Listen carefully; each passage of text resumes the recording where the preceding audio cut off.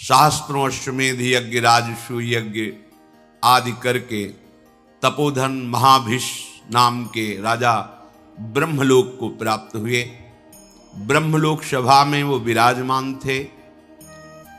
भगवती गंगा जी पधारी तो वायु देवता ने उनके अंचल को खिसकाया, जिससे समस्त वहां विराजमान ब्रह्म सभा में अपनी ग्रीवा झुका ली। पर महाभिष गंगा जी को देखते रहे और गंगा जी महाभिष को। इसलिए ब्रह्मा जी ने उन दोनों से कहा कि तुमने ये मानुषिक वृत्ति धारण की, ये ब्रह्मलोक सभा में विराजमान के अंदर ऐसी वृत्ति नहीं होती, इसलिए तुम मनुष्य लोक में जाओ, मनुष्य बनो जाकर।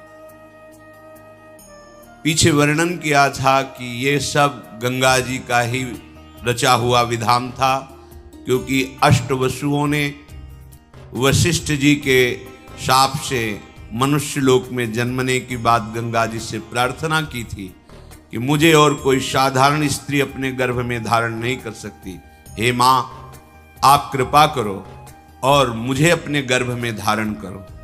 तो गर्भ में धारण करने वाले पिता का चयन ब्रह्मलोक में विराजमान महाभिष के रूप में श्री गंगा जी ने किया।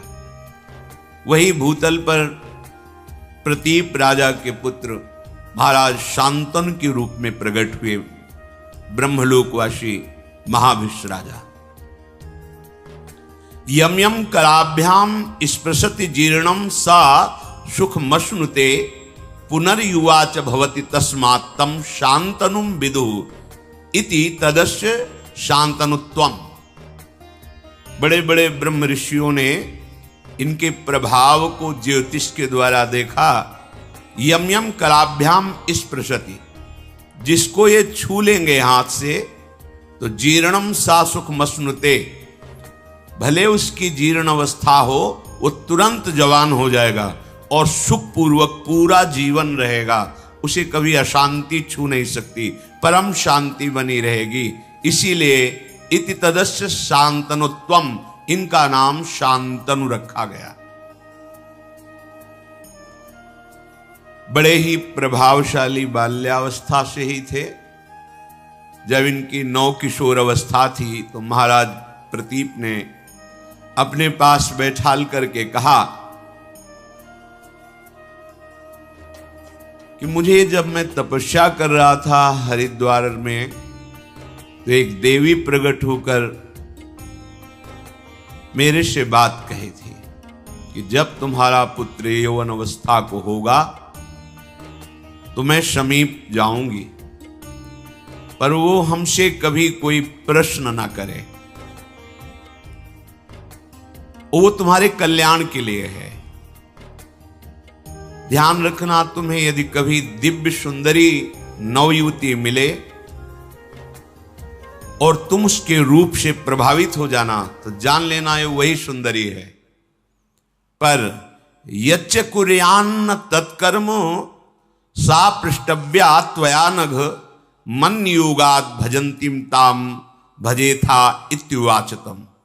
वो जो कार्य करे कभी प्रश्न मत कर देना, कभी पूछ मत लेना कि तुमने ऐसा क्यों किया। यदि तुम पूछ लोगे तो उसी समय वो तुम्हारे पास से चली जाएगी। मेरी आज्ञा है, वो कौन है, क्या कर रही है, कहां से आई है, कहां को जाएगी, ये कोई प्रश्न तुम्हारे नहीं होने चाहिए, ये मेरी आज्ञा है।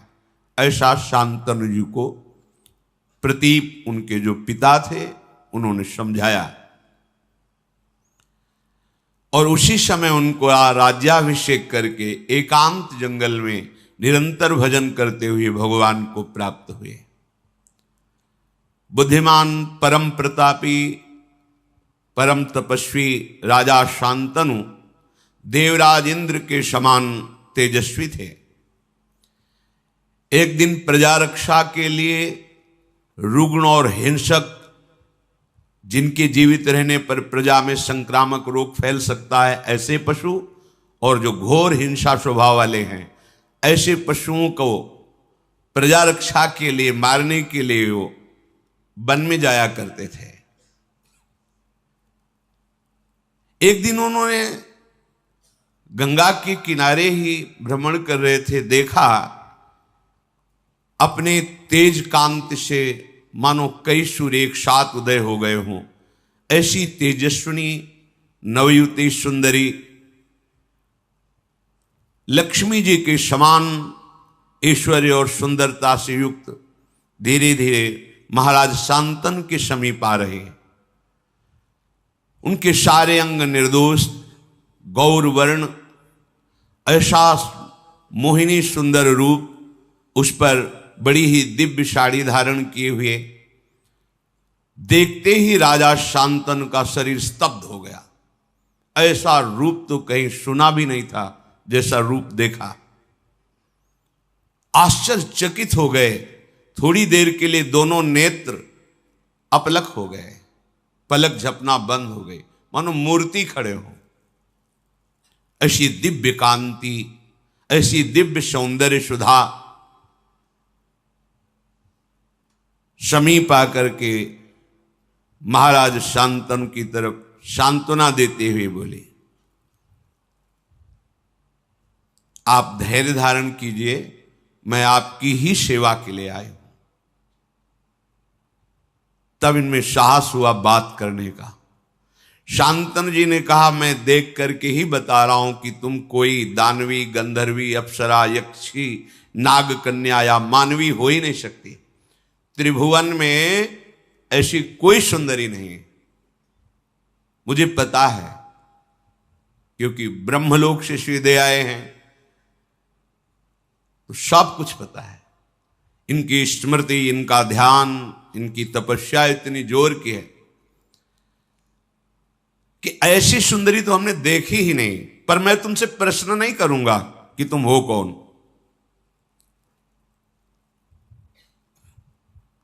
बस मेरी याचना है कि मैं आपका संग चाहता हूं। जब शांतनु जी ने ऐसी प्रार्थना की तो मधुर मुस्कान युक्त महायशस्विनी त्रिपथगामिनी भगवती गंगा जी उनके ईश्वर की वृद्धि के लिए उनसे कहा, यत्तु कुर्यामहं राजन शुभम वा यदि वा शुभम ना तद वारयितस्यामि न वक्तव्या तथा प्रियम। मैं आपका संग स्वीकार करती हूं, आप इस योग्य हैं, पर मैं कभी बुरा से बुरा करूं या भला से भला करूं, आप कभी प्रश्न नहीं करेंगे। कार्य में आप रोकेंगे नहीं, किसी कार्य में मुझे कभी अप्रिय वचन नहीं बोलेंगे। जिस समय अप्रिय वचन या कोई प्रश्न, उसी समय मैं आपसे विलग हो जाऊंगी। निश्चय मेरी ये शर्त है, यदि आप स्वीकार करें तो फिर मैं आपका संग स्वीकार करती हूं। तथेति सा सदा तूक्ता तदा भरत सत्तमो प्रहर्ष मतुलम लेभे प्राप्यतम पार्थिवोत्तमम। शांतनु जी ने कहा, तथास्तु, जैसा तुम चाह रहे हो वैसे ही हमारे आचरण होंगे, हम तुम्हारी शर्त स्वीकार करते हैं। महाराज शांतनु भगवती गंगा जी को रथ पे विराजमान करके उनकी राजधानी हस्तिनापुर में उस महल में जैसे देवराज इंद्र का महल, ऐसे महल, उसमें देवी गंगा जी को विराजमान किया। जितेंद्रिय महाराज शांतनु ब्राह्मणों को बुलाकर स्वस्ति वाचन कराया। जो पिता का आदेश जैसा था कि कुछ पूछना नहीं, कुछ नहीं पूछा, आदेश कर दिया। शास्त्रीय विधान के अनुसार इस देवी से पाणी ग्रहण संस्कार में करूंगा। जो देवराज इंद्र के समान प्रभावशाली और महाभाग्यशाली, ऐसा कौन भाग्यशाली होगा जिन गंगा जी को भगवान शंकर मस्तक पर धारण करते हैं, त्रिभुवन जिनके नाम और आचमन अवगाहन से निष्पाप होकर भगवान की प्राप्ति करता है, जो मूर्तिमान ज्ञान वैराग्य और भक्ति का स्वरूप है गंगा जी, क्योंकि भगवान के श्री चरणों से इनका प्रादुर्भाव हुआ है। कैसा दिव्य सौभाग्य कि जिन गंगा जी का स्मरण, अवगाहन, दर्शन बड़े भाग्य से होता है, वही गंगा जी इनको अर्धांगिनी के रूप में प्राप्त हुई। महाराज शांतन ने शास्त्र मर्यादा के अनुसार पाणी ग्रहण किया। कुछ समय के बाद एक पुत्र प्रकट हुआ। बड़ा महल में आनंद उत्सव मनाया जाने लगा। अभी आनंद उत्सव हो ही रहा था कि देवी गंगा जी ने उस पुत्र को लिया और चल पड़ी अपनी धारा की तरफ। और वहां जाकर कहा, ऐ वत्स, तुम्हें पता होना चाहिए तुम वसु हो। वशिष्ठ जी के शाप से तुम मनुष्य लोक में आए हो। मैं तुम्हें ज्यादा यहां टिकने नहीं दूंगी। जाओ तुम अपने वसु स्वरूप को प्राप्त करो। और ऐसा कह के अपनी धारा में डाल दिया, तुम्हें मैं शाप से मुक्त करती हूं। और बड़ी प्रसन्न मुद्रा में फिर महल लौट आए। महाराज शांतन भारी असंतुष्टता को प्राप्त हुई कि प्रथम बालक, और इसने हत्या कर दी बालक की, पर कुछ बोले नहीं। दूसरा बालक हुआ, वही प्रक्रिया। 7 बालक प्रकट हुए, 7 को गंगा की धारा में प्रवाहित कर दिया जीवित। जब 8वां बालक गर्भ में आया, जेवी लेकर के चले। अथैनामष्टमे पुत्रे जाते प्रहसतीमिव उवाच राजा दुःखार्तः परीप्सन पुत्रमात्मनः। जेवी चली तो महाराज शांतनु पीछे से, ये क्या तू अमंगल कर रही, कौन है तू? ऐसी तो कोई मां नहीं देखा हमने सृष्टि में जो प्रकट होते हुए अपने बालक को नष्ट कर दे। मावधि कश्य काशीत किम हिनत्सि सुतानिति पुत्रग्नि सुमहत पापम संप्राप्तम ते सुगर्हितम। अय बालकों का वध करने वाली सुंदरी, तू कौन है? किसकी कन्या है? कितनी निर्दयी हृदय की है कि प्रकट होते ही बालक को मार देती है। अय पुत्र घातिनी, अब तुझे अपना परिचय देना होगा। बड़े क्रोध से युक्त होकर मार्ग रोक लिया। कौन है तू? बड़े शांत भाव से, पुत्र काम न तेहन्मी पुत्रम पुत्रवतांबर जीर्णस्तुमं वासोयम यथा स समय कृतः। अय पुत्र की इच्छा रखने वाले नरेश, तुम मेरा परिचय नहीं जानते, इसीलिए कटु वचन बोल गए। पुत्रवानों में तुम महाभाग्यशाली पुत्रवान हो गए। नहीं मारूंगी इस पुत्र को, क्योंकि तुमने टोक दिया, रोक दिया, और मेरी शर्त भूल गए। मेरा समय समाप्त हुआ। जानते हो मुझे, मैं कौन हूं? मैं त्रिपथगामिनी भगवती गंगा हूं। कोई पुत्र घातनी या कोई पापिनी नहीं हूं। हाथ जुड़ गए शांतन के। गंगा जी बड़े बड़े महर्षियों के द्वारा सेवित मैं हूं। केवल वसुओं का कार्य पूर्ण करने के लिए, उनको गर्भ में धारण करने के लिए, उनकी प्रार्थना से मैं आई हूं। ठीक है, तुमने टोक दिया। ये 8वां पुत्र महातेजस्वी महाभाग देववसु है। वशिष्ठ जी के शाप से 7 तो मुक्त कर दिए, 8वें को तुमने रोक दिया। अब ये यही रहेगा, आजीवन मृत्युलोक में रहेगा। तुम्हारे सिवाय ऐसा त्रिभुवन में कोई राजा नहीं जो मेरा संग कर सके।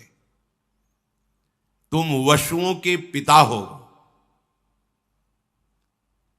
मानवीय सृष्टि में ऐसा कोई है नहीं कि इन वसुओं को गर्भ में धारण कर सके।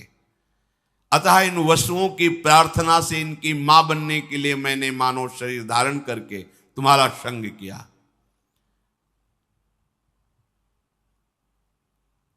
मैंने पहले ही कह दिया था वसुओं से कि तुम्हारे जन्म होते ही तुम्हें मैं मुक्त कर दूंगी। ये वसु हैं, कोई और नहीं है। मैं पुत्र घातिनी नहीं हूं, इनको शाप से मुक्त किया है। महान व्रत का पालन करने वाले तुम्हारे इस पुत्र को मैं भी तुम्हारे पास नहीं छोड़ूंगी। इसमें 8 वसुओं का अंश है। ये जब संपूर्ण विद्याओं में कुशल हो जाएगा तो तुम्हें स्वयं मिल जाएगा, आप निश्चिंत रहना। जब ये बालक मिले तो इसका नाम देवव्रत गंगादत्त, ऐसा नाम पुकारना। गंगा जी ने महाराज शांतनु को जो अपना परिचय दिया तो अवाक हो गए। मेरी पत्नी के रूप में भगवती गंगा जी थी। अगर पहले बता देती तो शायद उनकी साहस वृत्ति इतनी ना पड़ती।